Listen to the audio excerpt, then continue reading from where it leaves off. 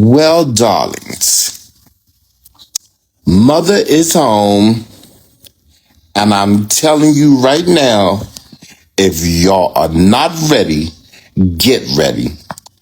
Because, honey, the things I am about to expose will keep you on the tip of your toes. Well, after my short hiatus in the Federal Bureau of Prisons, yes, I was in the Federal Bureau of Prisons. And honey, let me tell you something. The people that I had to deal with, one, the infamous Luigi Mangione was my cellmate until my ultimate release on September 26, 2025. And let me tell you, that narcissistic bastard is so gay. When I tell you that boy used to do some things, honey, that was out of this world. I mean, really do some things. Anyway, as I look back over my time in the Federal Bureau of Prison, it was a real life changing experience for me.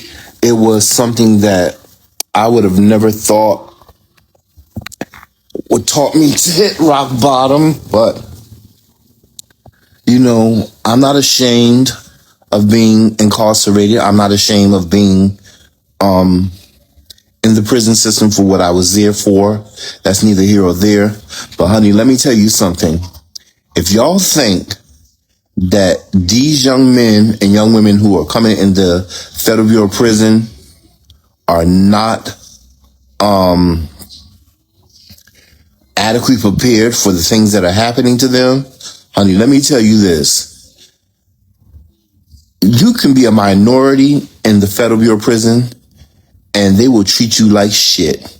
I was in MDC Brooklyn for every bit of 4 years. I have seen Little Zay Osama. I have seen Casanova.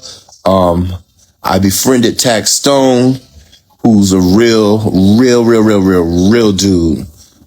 K Flock, Fetty Wap, all these dudes that people praise, honey, if they could see the shit that was going on in the Federal, in MDC Brooklyn, preferably in MDC Brooklyn, they were like, I buy these records and I do all this shit, and these niggas are a bunch of goddamn has-beens. They're anything. Girl, it was horrible.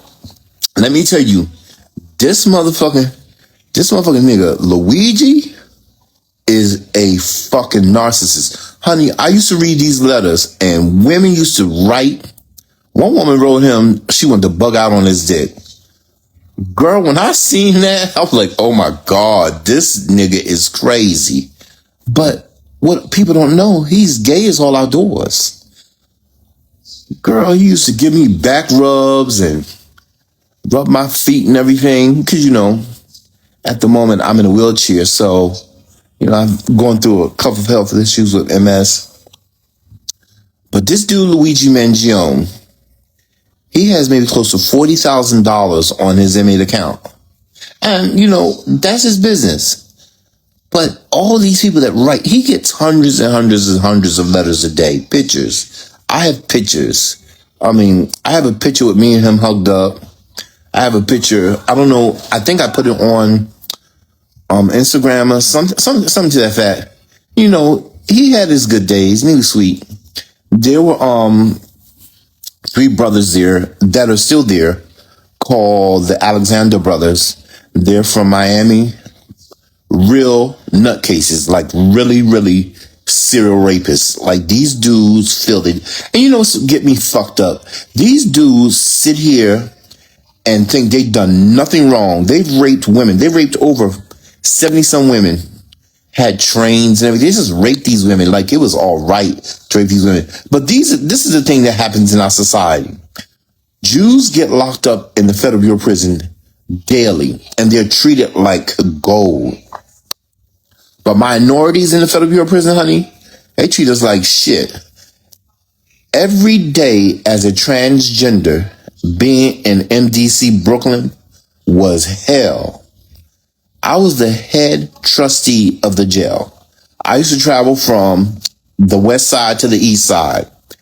Let me tell you one thing I will tell you. This motherfucker, Diddy, girl, that nigga,